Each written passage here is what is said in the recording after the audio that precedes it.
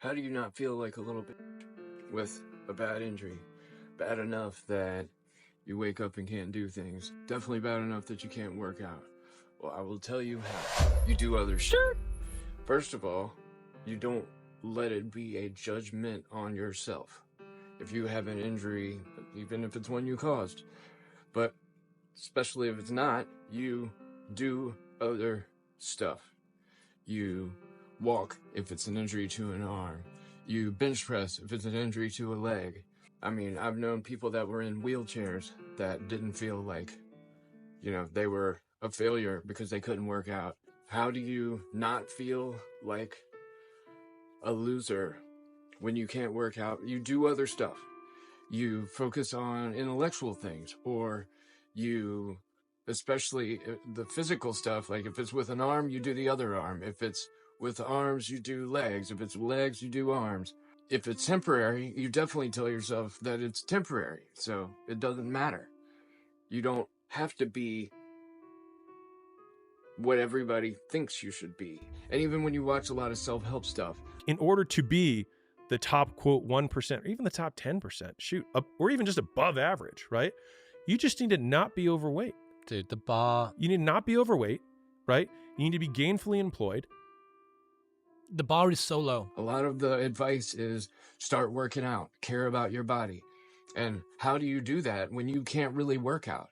What if you were a baseball player and are used to being in really good shape and being able to throw, and then it's a shoulder injury and you can't really do much with your arm? As I wrestled with the fact that I'd never play the sport that I loved ever again. I mean, how do you? You have to remind yourself of several things. One, that it's not permanent. Two, that you can do other stuff. Three, that the only person's judgment on you that really matters is yourself. And I mean, I listened to I was just watching something with Alex Hormozy, one of these podcasts that he's done. And they're talking about getting in shape and working out and stuff. And, I was thinking, well, what if I talked to him and said yeah, but I can't work out. I'd be like, yeah, you can't. So do you just not? And if you can't, then you just don't. And you just do other stuff. For me, I can't really work out, but I can do some things. So I do the things that I can do. I work on abs. I work on legs. I work on my other arm. I walk a lot. I do stuff on a trampoline. I stretch really good. I drink a ton of water. I quit smoking over a year ago. I mean, I personally have struggled a lot in life. I mean, I have overcome heroin addiction and then all other drugs, alcohol, and everything else. I'm talking about bad. I have overcome, at this point, losing both of my parents and my sister. Overcome my sister getting injured when I was very young. And when I say overcome, I mean none of these things hold me back or allow me to think less of myself. Because whatever somebody's going to... I was just listening to him saying, all right, so what if somebody says something bad about you? So what? What if they're right? And? Because a lot of people just they spend so much effort trying to fight the fact that the comments might be right. Exactly. So what? This might have been a fucking terrible thumbnail. Yep. You know what? This might have been a boring video. This post might have been regurgitated content. This post might have been inspired too closely by someone else's post, right? What if they're right? And? Yeah. Does it make me a piece of shit? What if it does? And? I mean, if it's true, then so what? I mean, I just heard him say something amazing. He said, what if you feel like you don't deserve success? The thing is, one of the things that I had earlier on in my career was I didn't think I was a really good person. I was I'm not a good person. Yeah, me too. Some people are yeah, I just had that, right? And I had a history, whatever. You can still get success. And one of the things that gave me a lot of respite or relief from that kind of thought process was that's okay. Because I can still do the things that create success and not deserve it and still get it. And that actually felt very powerful for me because it was I don't have to deserve the success. I can still just do the stuff that gets it. It's you don't have to deserve the girl, but you can still do the things that get her. And do you deserve her when you have her? I don't know. Who knows? I hate the word deserve to begin with, right? Yes. So so what? Like, you can still do whatever it is that you want to do. And if what you want to do is something you literally can't do, then you just want to do something else. Like in Blow, when he says you failed because you had the wrong dream. You know, in my country, I'm a mágico, a man with a dream, a man on the rise. To take nothing and make it something. Do you have a dream, George? Well, I would if I could get some fucking sleep. You have a dream. And maybe you will accomplish it. But yet you failed. Why? Because I got caught. No, manito. You failed because you had the wrong dream. George, what do you know about cocaine? Great. And that's, I mean, that is true oftentimes. Oftentimes, the dream is like maybe to get rich, and then somewhere along the way you realize it's actually to help people, and you had the wrong dream. Some people want to be something and then realize that they actually wanted to be something else or some other aspect of it. And that is exactly what I'm talking about. It's a mindset. It was realizing that my cup still overflowed. Shift. And we can always choose to perceive our situations this way. I was watching another guy, Mikey Posada.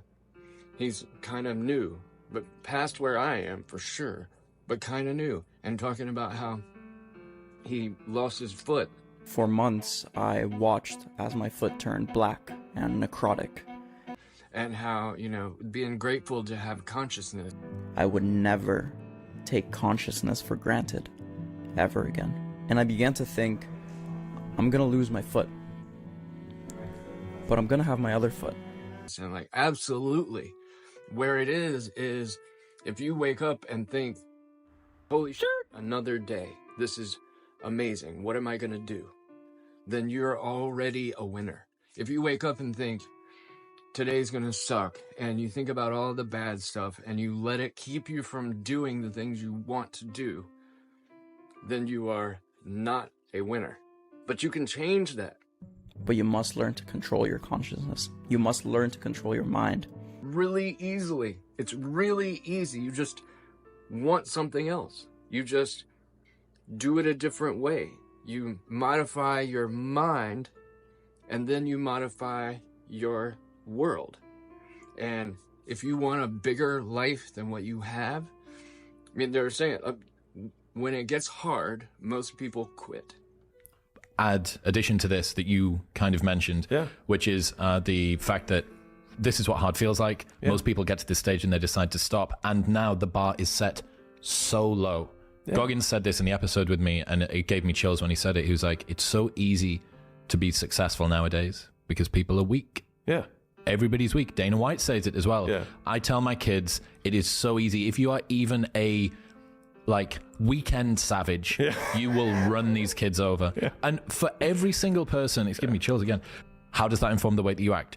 The way that you should act is, holy shit, if I have even a modicum of resilience, this makes the market environment for me so much easier. Whether I want to get the girl, buy the house, become successful in whatever domain I choose to, the bar is set so low. Yeah. And so in order to succeed, you don't quit.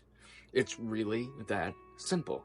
I have like a couple hundred subscribers. Like, been doing this for a little while. Haven't really gotten to where it's the thing I'm doing, but like, I think of it, I used to think, a couple hundred subscribers, man, that's terrible. But then I started realizing that's over 200 people that have seen something that they were willing to click subscribe on.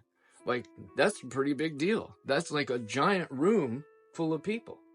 I would look at like the biggest possible number. So a lot of times you can see like the impressions of, a post that you make. Even if you only got like 16 likes, I got like 100 impressions. And I thought to myself, I was like, well, if there was a room of 100 people, I'd be stoked. Like, that would be awesome. Especially in the early days, I was like, I would totally feel like that was worthwhile. And so taking those little impression numbers and pretending that they were like micro events that I was making the work or the content for, all of a sudden made it feel worth it for me. And so the combination of I can have a small room and I'm really impacting, like when I get a view that has like 13 views on it, you know, for like a video in the early days, I'd be like, well, shoot, I made this video and 13 people saw it. Was like a small room. Like that works.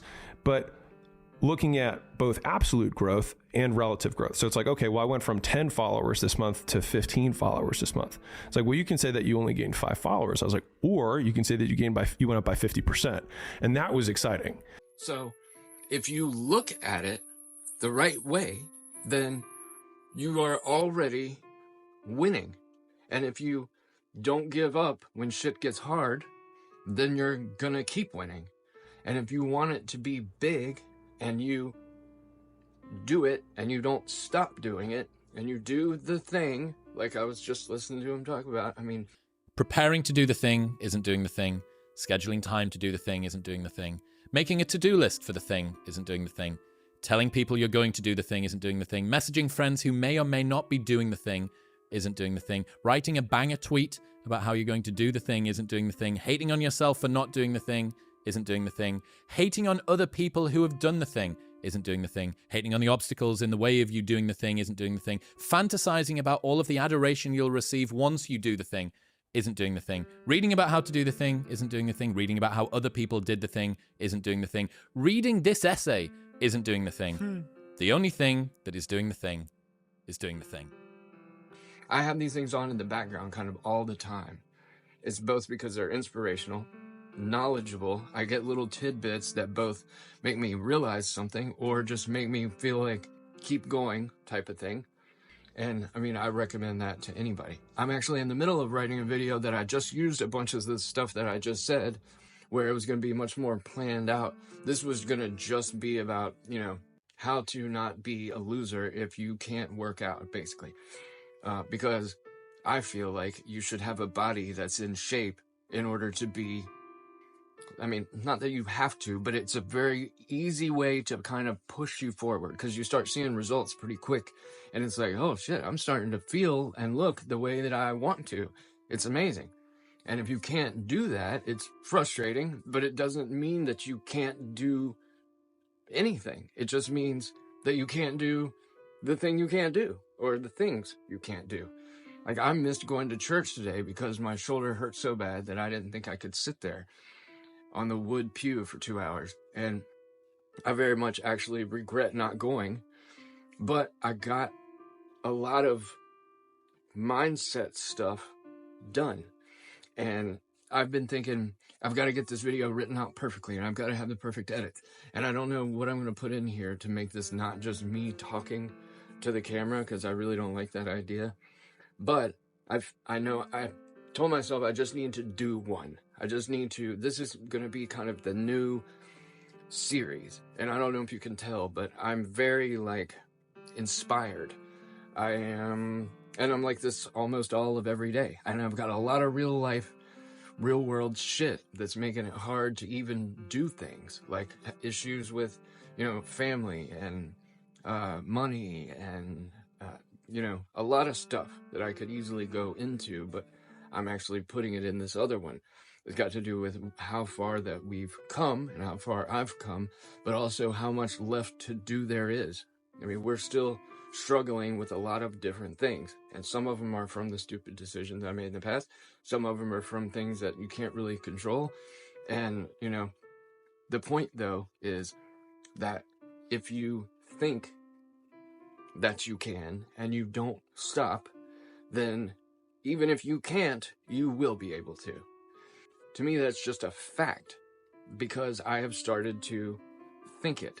So now it's true. So even if this video only gets 12 views now, it probably someday will get more than that. Or even if it gets 1, it still has to be made. If it doesn't get many views, then not many people see it. And I don't have to worry about the fact that it's not very good. All of the boys would be like, fuck, this makes us look so bad. Everyone's going to think that we're shit. I was like, no. 150 people are going to to think that we're shit. Yeah. Like the advantage of running a shit business that doesn't reach many people is that not many people saw your shit business. When they do start to get more views, then they'll either be better or it'll mean they're better, or I'll be making them better, or I'll be figuring out ways to make them better in the future. But either way, you have to do it. So if the thing you're trying to do is to help people, I mean, use what you've got. So it depends. Some people have been through a ton when they're younger. Some people haven't. I know I'm in my 40s. I've been through a lot. And what it has given me, like for absolute certain, is the mindset that life is short. If what you want to do is to help people, then you have to find a way to do that. And I'm trying to do it with videos. And I know that right now I'm not very good at making them, but I'm still making them. And I hope that this helps somebody, but at the same time, it's helping me. It'll help me more if it helps more people. And the more people it helps more, the better. And the more it helps me. So we'll see. And I'm not trying to talk in circles. I mean, I've had issues. I could go into so many things right now, but I'm going to end it here. And I'm going to make more. So if you do like this one, obviously click and like and subscribe and all that stuff would be really, really helpful. But point being that I'm going to be making more and hopefully they will be better. That is my goal. So if you are still watching this, thank you. You're literally the person I am making it for. Literally.